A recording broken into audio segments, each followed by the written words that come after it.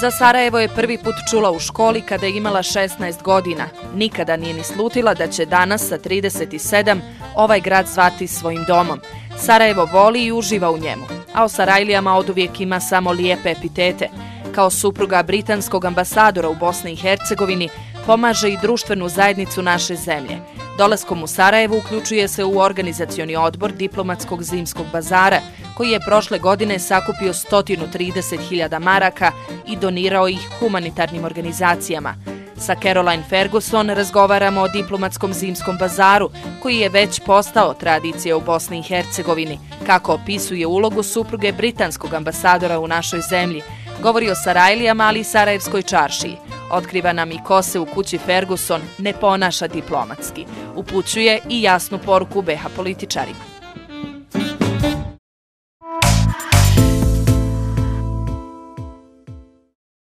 Ms. Ferguson, welcome to our program. Thank you very much. Thank you. I'm delighted you're here today. Thank you. I was wondering, when did you first heard about Sarajevo and about Bosnia and Herzegovina? I learned about Sarajevo when I was at school. So when I was doing my GCSEs when I was 16, then I was learning all about the First World War. And then I learned about Sarajevo then. Of course, then I didn't know it was pronounced Sarajevo. We pronounced it at school Sarajevo, which I now know is completely wrong. So I learned about it then. And actually, at the time, this was in 1995, of course, you were in the middle of your war. Which I knew a little about, but not enough about, to my shame now. So it's amazing that at the age of 37 I find myself calling now Sarajevo my home. Back then, would you ever have imagined that this city, Sarajevo, would one day become your home? No. I don't think so.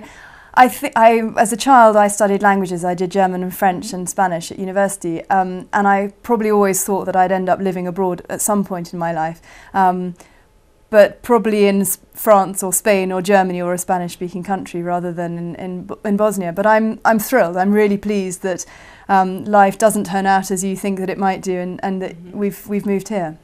What picture of Bosnia and Herzegovina did you have before the arrival in Sarajevo, and what picture do you have now? What changed?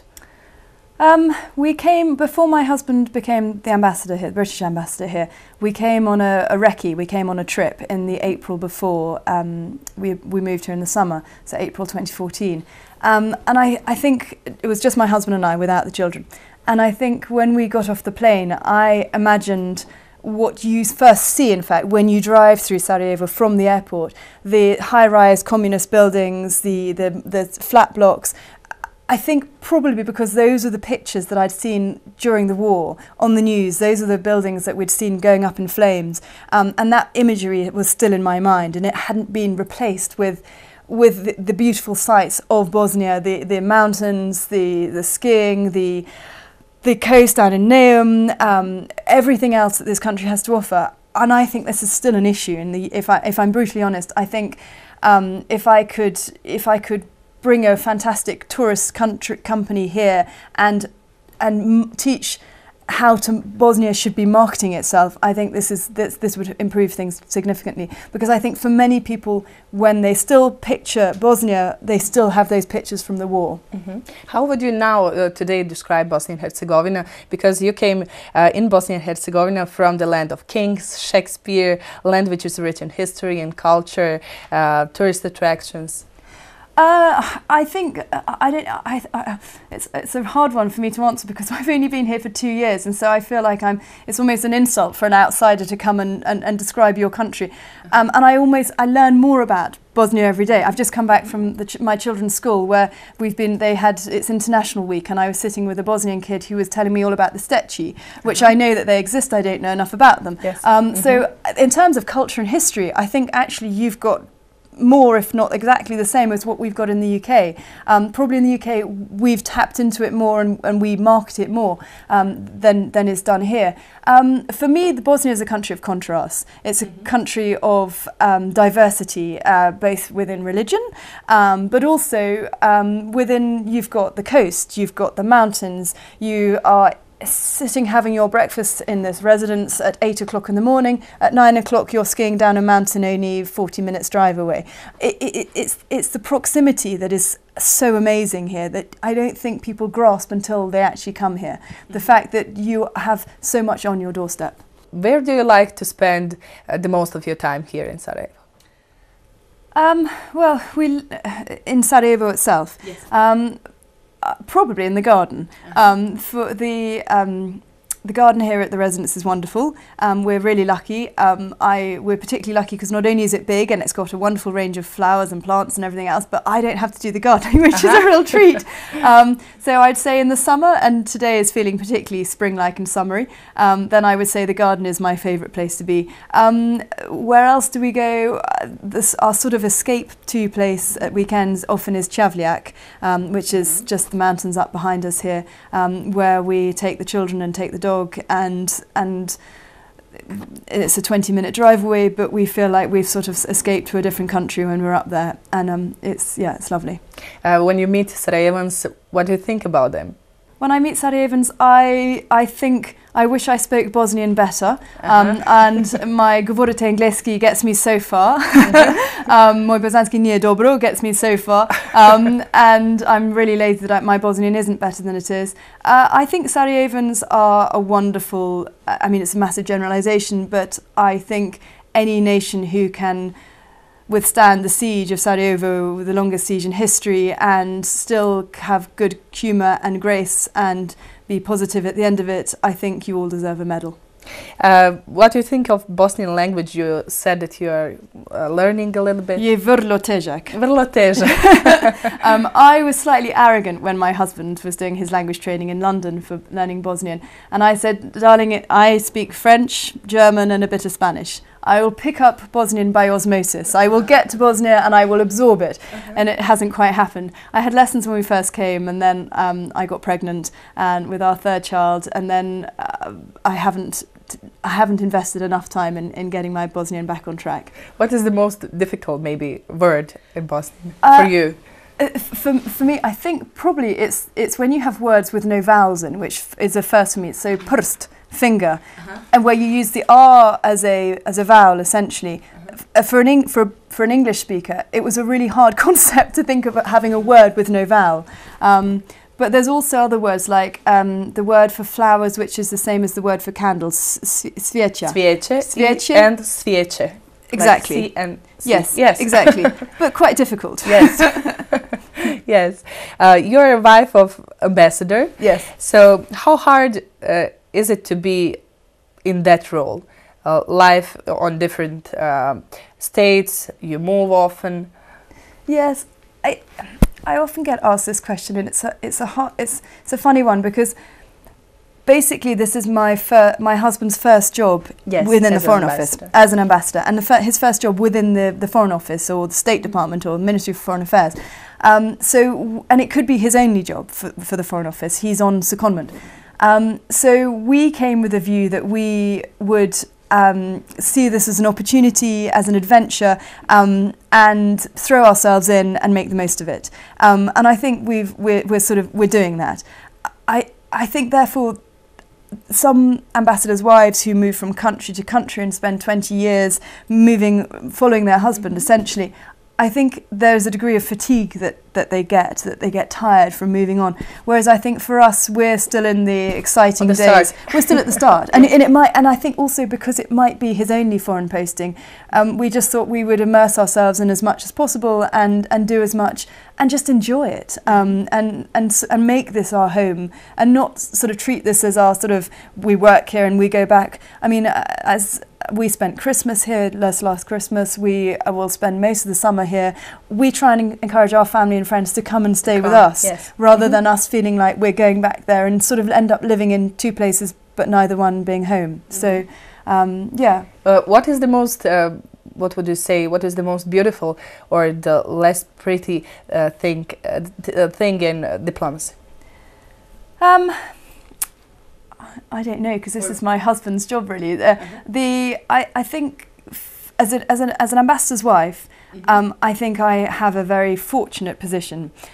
because I get to enjoy all the benefits and the adventure of living here, and our children learning a totally different culture, and Tessa's, my middle child's Bosnian is much better than mine, and I don't have to do the work, and I don't have to go into the office each day. So for me, as a friend pointed out, it's like a holiday. I said, yeah, I suppose it is. And I don't have to engage. I think Bosnia, for my husband, and he's not here, he would say it's a really interesting country to work. Frustrating at times, but a really interesting country to work. If I'm right, you met your husband in school days. Yes. So do you remember that period? How would you describe it? I'm really impressed with your homework. Yes, yes.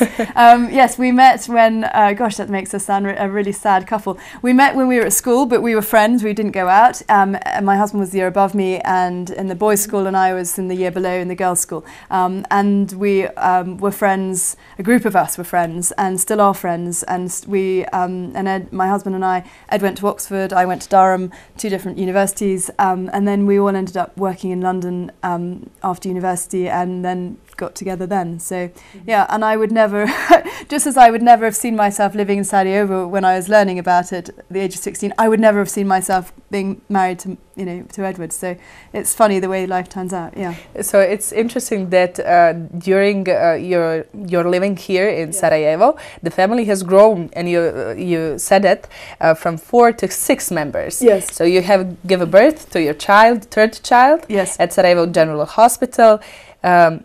And it is very interesting. How do you call your daughter? Mala Sarajka. Mala Sarajka, Nasha Mala Sarajka.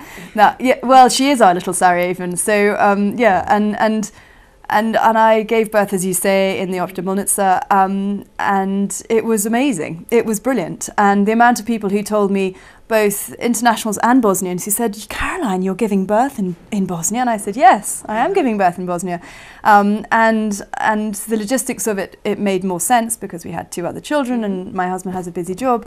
And we'd have had to go back to London, and also the hospital here was brilliant. It was fantastic. It was clean. I was well looked after. The doctors were brilliant, and the whole experience was a really positive one. I said 4 to 6 members. Who is the 6th member? Oh, the 6th member. The 6th member is the naughtiest, and the children. When the children are here, the children are well behaved. They're mine, and the dog is my husband's. And the dog is completely feral. She's totally untrained and she's totally unmanageable, and she's outside for the reason that she'd be barking if she was in here now. Yes, Fudge is our 3-legged Yorkshire Terrier, and she's very noisy. She's totally undiplomatic. She jumps on everyone's laps. Lots of other ambassadors' wives are slightly worried about her because she likes to ladder tights and to break the tights. She hides under the table during diplomatic suppers. She's a nightmare. Not how do you say it? Not a diplomatic behavior. No, not at all. No, not at all. Not at all. No. So when there's no political important events or other obligation as a family, how do you spend your free time the most? Together. Is there any free time? Yes, there is. I mean, the residence is a bit of an extension of the embassy during the week, Monday to Friday, but at weekends, Ed is very good at sort of making sure that weekends really do stay our weekends. There's often events in the evenings, but yes, during the day it's our time. And yeah, we spend the time together. The children have been skiing a lot with Henry and Tessa, the older 2 children, have been skiing a lot with Ed at weekends. We go for walks, we get out of town, we do what a normal family does. Have you time for going in cinema or yes, exhibition? How do you like the cultural life here in Sarajevo? Yes. So last weekend, what did we do? We had children over to play on Friday, 2 friends, so there was 5 children. We had a child to play on Thursday after school. Then on Saturday, we didn't do that much. We just relaxed. We played games. I think the children watched a film in the afternoon. I think sometimes people put being an ambassador and being ambassador's wife is a really strange role because when you're here, you get put on a pedestal and you get treated a bit like you're Cinderella. But actually, when you get back to the UK, I'm Caroline Ferguson. I'm not Edward Ferguson's the British ambassador's wife. I'm just Caroline Ferguson. I stand in the queue at Heathrow with everybody else waiting to get through passport control. And so our children, yes, they know what job Daddy does. but they are just normal children, Normal and we children, do yes. normal things. And I feel strongly that we have a nanny who's amazing and she's wonderful and she's a part of the family. But I feel strongly that there are children and we should be bringing them up and we should be teaching them manners and how to behave. And we want to spend time with them. So that's what we try and do at weekends.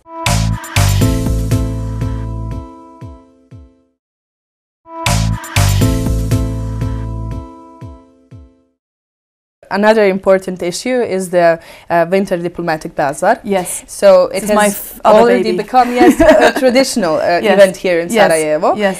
Why did you started all this story? What is the purpose? So I got involved in the bazaar I got involved 3 years ago in 2014 when we moved here and I helped to run the British Embassy stand. And then in the following year, Nora Schiller, who was the previous Swedish ambassador's wife, and Marietta Krak, the current Dutch ambassador's wife, both asked me if I wanted to be involved in organising it. And I said yes. Then I got pregnant. And then in the course of the year I had Mimi, and then the three of us organised the bazaar that first year. And it's sort of got bigger and bigger each year as each year goes on. I think it's an amazing event because it's the one time in the year when the international community, and particularly the spouses, I can't just say wives because it's husbands as well, but particularly the spouses, we come together. There isn't really an international women's club or an international spouse club here in Sarajevo. So the bazaar sort of gives us an opportunity for us all, I say all the embassies, not quite all the embassies participate, but as many who want to participate, we encourage everyone, we invite everyone. Last year we had just under 40 embassies, which was great. And it's the one time where we sort of come together, we can give something back. We all live here, we all call Sarajevo our home, and so not only are we giving something back by raising money, but we are offering something different to both to other internationals, but also to people who live here in Bosnia. So each embassy sells something of their home country on its stand, and things that you can't normally buy on a day-to-day basis here.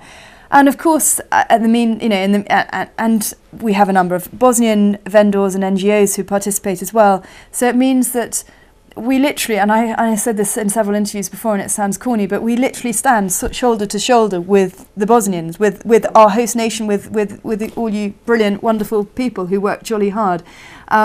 And together we're raising money for children in need. So it's a really positive story because there's nothing political about it, there's nothing ethnic about it, there's nothing divisive about it. It literally is a sort of symbol of unity.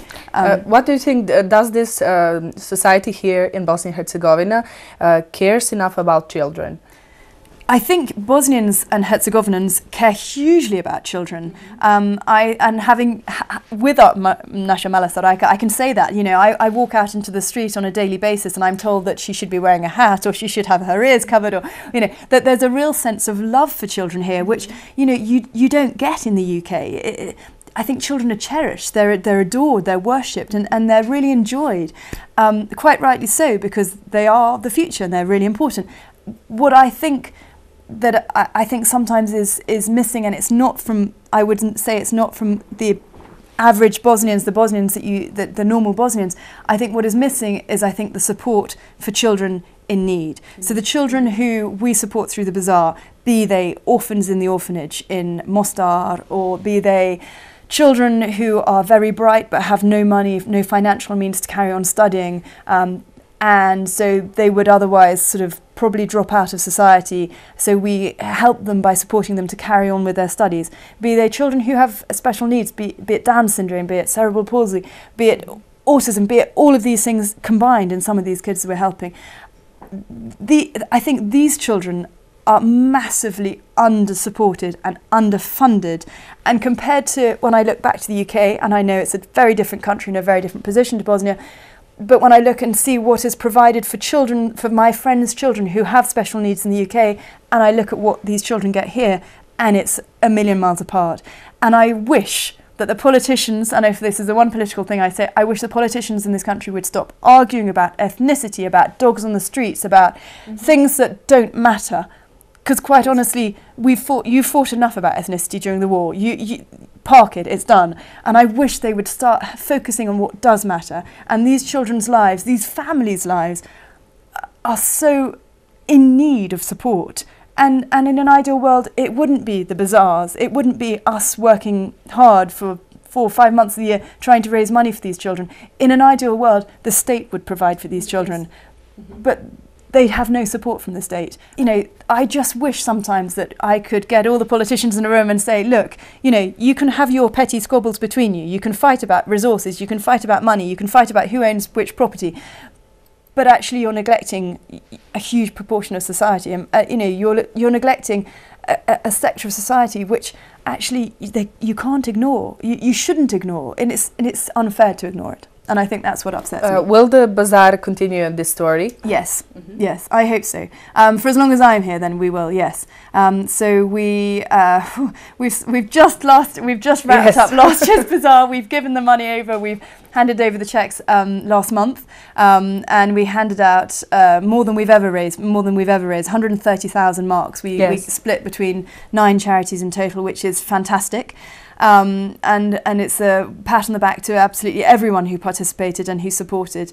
It's a lot of work, and it wouldn't happen without each and every person who took part.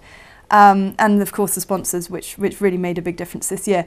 So yes, we will start planning the 2017 bazaar once I've taken a slight breather, and we'll be looking at it. And yeah, I mean, all the charities that need the support, and so it sort of it goes on. It's a one-day event, but you know the importance of it carries on throughout the year, because these children are still there throughout the year. They still need their speech therapy. They still need all the support, and actually the families need the support most. Mrs. Ferguson, thank you very much for your time. It's my pleasure. Thank you very much. It's my pleasure. Thank you. Thank you.